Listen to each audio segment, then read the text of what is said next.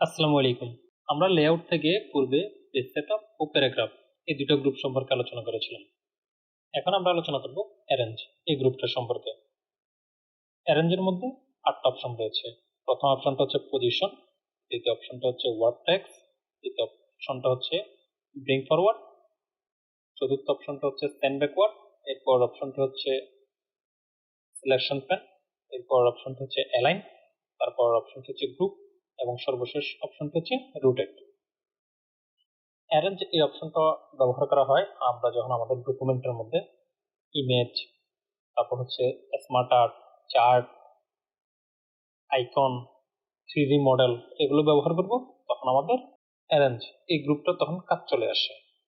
আমরা যদি এখানে ইনসার্টে দেখি, আমরা ইনসার্টে পূর্বে আলোচনা করেছিলাম picture, shape, icon, 3D model, smart art, chart, screenshot, তারপর হচ্ছে এখানে অনলাইন ভিডিও, এই যে এগুলো আমরা যখন এগুলো ব্যবহার করব তখন সেক্ষেত্রে আমাদের অ্যারেঞ্জের এই অপশনটা চলে আসে।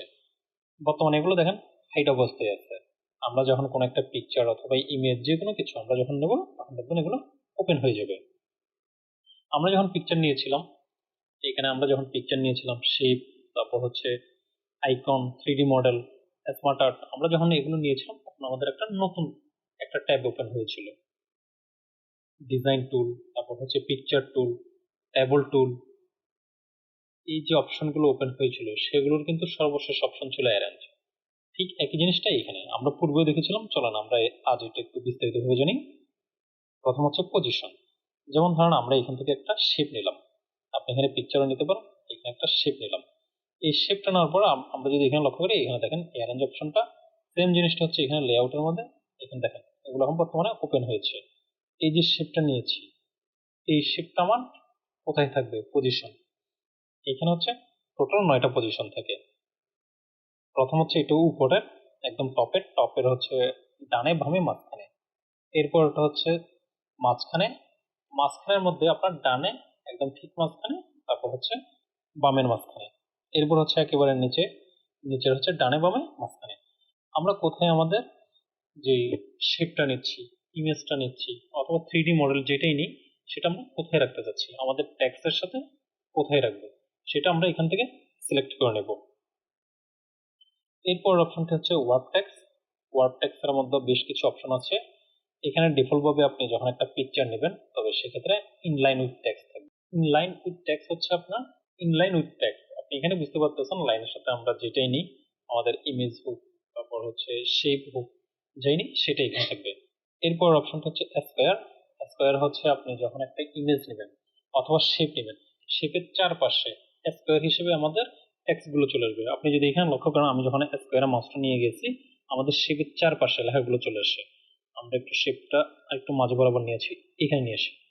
এবার যদি আমরা স্কয়ার আসি, এখানে দেখেন আমার শেপের চারপাশে স্কয়ারলি লেখাগুলো চলে আসছে। এরপর অপশনটা হচ্ছে টাইট। আপনি যদি এখানে একটু লক্ষ্য করেন, ডান পাশে লক্ষ্য করেন, এখানে দেখেন 5 কান্ট্রিজ, এই যে লেখাটা, এটা অনেকটা শেপ থেকে দূরে অবস্থান করতেছে, মার্জিনটা অনেক বেশি নিয়েছে।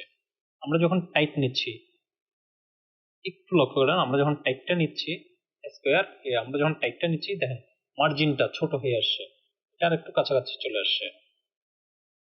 এরপর অপশনটা হচ্ছে ট্রথ। আমরা যখন ট্রথ ব্যবহার করব, সেটাও আমরা যে ইমেজটা নিচ্ছি, এটা নিচ্ছি, এটা চারপাশে চলে আসবে।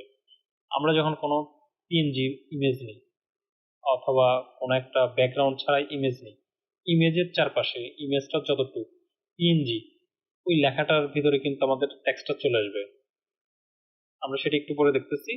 এরপর হচ্ছে top and bottom. Top and bottom হচ্ছে আমাদের ইমেজ অথবা যাই নেই সেটা উপরে এবং নিচে লেখাটা চলে আসবে। ডানে বামে এখানে দেখেন পুরোপুরি ফাঁকা হয়ে গিয়েছে।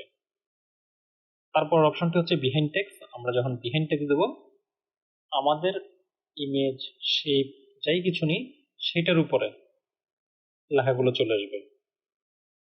এরপর অপশনটি হচ্ছে in front of text. In front of text ব্যবহার করলে আমাদের ইমেজ, শেপ যাইটাই নেই সেটার নিচে লেখাগুলো চলে যাবে। আমরা এখানে নিয়ে আসি, এখানে দেখেন শেপের নিচে আমাদের লেখাগুলো চলে গিয়েছে।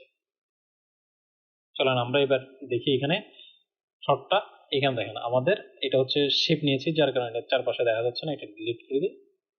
ডিলিট করে আমরা এখানে একটা ইমেজ নিয়ে আসি, এসে পিকচার ডিভাইস, আমরা এই ইমেজটা নিয়ে আসলাম। ইমেজটা নিয়ে আসার পর এখানে দেখেন আমার ইমেজটা অনেক বড়। এখানে ওয়ার্ড টেক্সট বর্তমানে হচ্ছে যে ওয়ার্ড টেক্সট, এখানে ইনলাইন টেক্সট থাকে, আমরা এখান থেকে এটাকে শর্ট করে দিলাম। এটা দেখেন এখন মুভ করতে পারবো।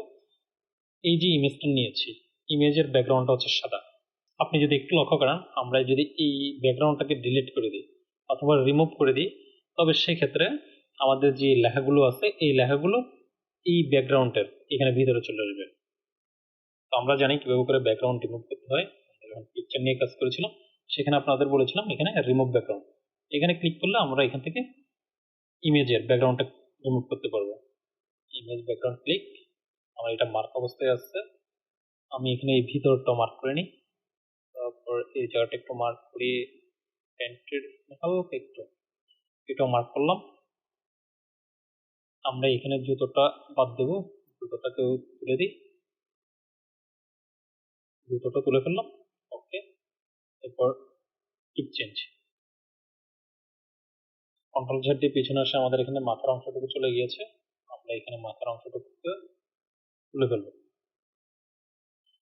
চলে আসছে এখানে জুতোর অংশটুকু, এরপর হচ্ছে এখানে হাতের কোনো অংশটুকু, এটা হালকা বাদ যাবে। টিক চেঞ্জ, এখানে দেখেন এবার হয়ে গিয়েছে। এখানে যদি আপনি লক্ষ্য করেন আমার পুরো ইমেজটা, এই যে চারপাশে বর্ডার দেওয়া আছে, আমার এটা হচ্ছে পুরো ইমেজ। আমি যখন এখানে রিমুভ করেছি ব্যাকগ্রাউন্ডটা, তখন দেখেন আমার লেখাগুলো ইমেজের ভিতরে চলে আসছে। আমরা এখানে আবার ইয়াতে আসি, লেআউটে আসি, এখানে ক্লিক করি। আমরা এখান থেকে যদি রেফটেক্সে যদি এখান থেকে টাইপ নিয়ে আসি, তবে এখানে দেখেন, সরি, আমরা যদি এখানে স্কোয়ার নিয়ে আসি, তবে এখানে দেখেন আমার পুরো ইমেজ জুড়ে যতটুক জায়গায়, যদিও আমি এখানে ব্যাকগ্রাউন্ডটা রিমুভ করেছি, তারপরে দেখেন আমার ইমেজের ব্যাকগ্রাউন্ডের বাহিরে লেখাগুলো চলে আসতেছে। আপনি সেম জিনিসটা যদি এখানে থ্রট ব্যবহার করেন, তবে এখানে দেখেন আমার ব্যাকগ্রাউন্ড যেটা রিমুভ করেছি সেটার ভিতরে আমার লেখাটা চলে আসতেছে। আর আমার যতটুক ইমেজ ঠিক ততটুকু কিন্তু জায়গা খালি, বাকি অংশটুকুতে কিন্তু টেক্সট চলে আসছে। আশা করি আপনারা রেফটেক্সের এই অপশনগুলো সম্পর্কে বুঝতে পেরেছেন। এরপর অপশনটি হচ্ছে ব্রিং ফরওয়ার্ড, সেন্ড ব্যাকওয়ার্ড, দুটো অপশন। এই দুটো অপশনের কাজ জানা, আমরা যখন দুটো শেপ নেব অথবা দুটো ইমেজ নেব অথবা শেপ আর ইমেজ নিলেন, দুইটা নিলেন, নেওয়ার পরে সেখানে শেপ আর ইমেজ কোনটার উপর কোনটা থাকবে সেটা আপনি নির্ধারণ করতে পারেন। যেমন ধরেন আমি এখানে এই যে ম্যানের পিকচারটা নিলাম, আমি এটার নিচে একটা শেপ ব্যবহার করি। ইনসার্টে আসি, শেপে আসি, আমরা এখান থেকে চারপাশে এই শেপটা নিলাম, আমি এটার চারপাশে একটা শেপ দেবো, ধরুন আমি এতটুকু দিলাম। এই শেপটা দেওয়ার পর আমি যাচ্ছি এখন শেপটাকে ইমেজের পিছনে নিয়ে চলে যাবো, লেআউটে এসে এইখান থেকে আমি সেন্ড ব্যাকওয়ার্ডে ক্লিক করব। দেখেন আমার ইমেজের পেছনে চলে গিয়েছে। আবার চাচ্ছি ইমেজের উপরে আনতে, তাহলে ব্রিং ফরওয়ার্ড, ইমেজের উপরে চলে আসবে, আর পেছনে নিতে চলে সেন্ড ব্যাকওয়ার্ড। আমরা যদি পুরো ইমেজটা জুড়ে দিই, এটাকে একটু বড় করে নিই, বড় করলাম।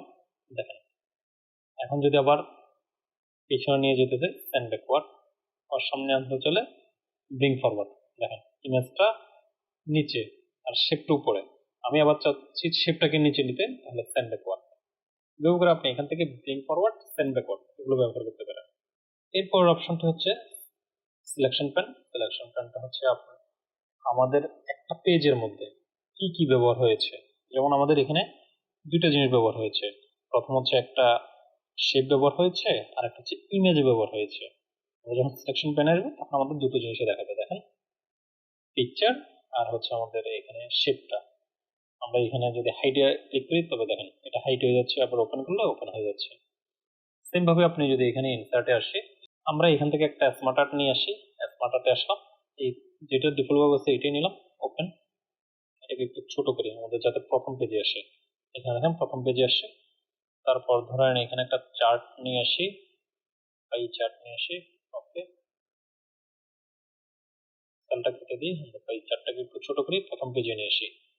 এখানে দেখেন আমাদের প্রথম পেজে এখন তিনটা অপশন, এখানে এটাকে ওইখানে নিয়ে আসি, এটাকে একটু ছোট করি,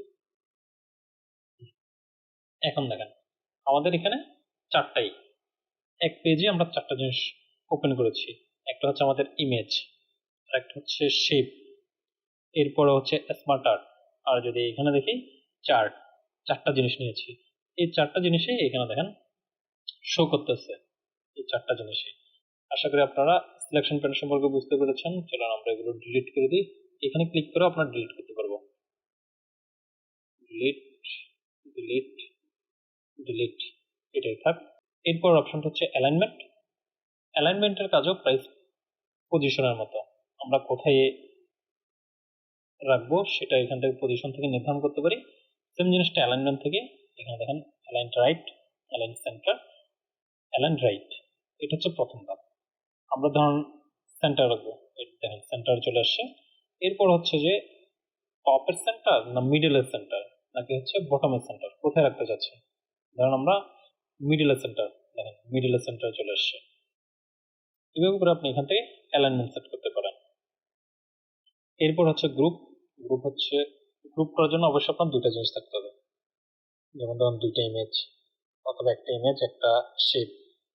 দুইটা জিনিস না থাকলে গ্রুপ করতে পারবেন না। যেমন ধরেন আমরা এইখান থেকে আবারও একটা শেপ নিই, এই শেপটা নিলাম। শেপটা নেওয়ার পর আমি যাচ্ছি ইমেজের সাথে এটাকে গ্রুপ করবো, এতটুকু একটু আসি, এতটুকু কারণ আমি গ্রুপ করবো। সেই ক্ষেত্রে আমরা এখান থেকে প্রথমে এটা ব্যাকওয়ার্ডে নিয়ে আসি, নিয়ে আসলাম। আমি এখন এইটা কন্ট্রোল চিপে ধরে আমার ইমেজটাকে মার্ক করব। শেপ কন্ট্রোল চিপে ধরে ইমেজটা দুটাকে মার্ক করে এখান থেকে গ্রুপ। এখন দেখেন আমি যখন ইমেজটা নাড়াচাড়া করবো তখন আমার সাথে শেপটাও নাড়াচাড়া করতেছে। আবার এখানে যখন আমি এখান থেকে আনগ্রুপ করে দেবো তখন আমি যদি শেপটাকে ধরি শুধু, তাহলে শেপটাকে চলে নিয়ে আসতে পারবো। ইমেজটাকে ধরলে ইমেজটা, শেপ ধরলে শেপ নাড়াচাড়া, ইমেজ ধরলে ইমেজ, আলাদা আলাদা। যখন আমি দুটাকে আবার একসাথে করে এখান থেকে কন্ট্রোল চিপে ধরে শেপটা মার্ক করে গ্রুপ করব, তখন আমার দুইটাই একসাথে নাড়াচাড়া করবে। এভাবে করে আপনি গ্রুপ করতে পারেন। আপনার দুইটা শেপ হইতে পারে, দুইটা ইমেজ হইতে পারে, অথবা আপনার শেপ আর ইমেজ হইতে পারে, আপনার আইকন আর শেপ হইতে পারে, আইকন আর ইমেজ হইতে পারে। এক কথা হচ্ছে আপনার দুইটা জিনিস থাকতে হবে। দুইটা জিনিস একসাথে গ্রুপ করার জন্য দুইটাকে একসাথে মার্ক করে এভাবে করে গ্রুপ করতে পারবেন। আমরা এটাকে আনগ্রুপ করি। আনগ্রুপ করার পর এইখান থেকে আমরা শেপটাকে ডিলিট করে দিই, আবার ইমেজে চলে আসি। এরপর অপশনটা হচ্ছে রুটেট। আপনি এখান থেকে এটা রুটেট করতে পারবেন। ক্লিক করে এখান থেকে দেখেন 90 degree right, 90 degree left, vertical, horizontal, আপনি যেভাবে করে রোটেট করতে চান আপনি ঠিক সেভাবে এখান থেকে রোটেট করতে পারবেন।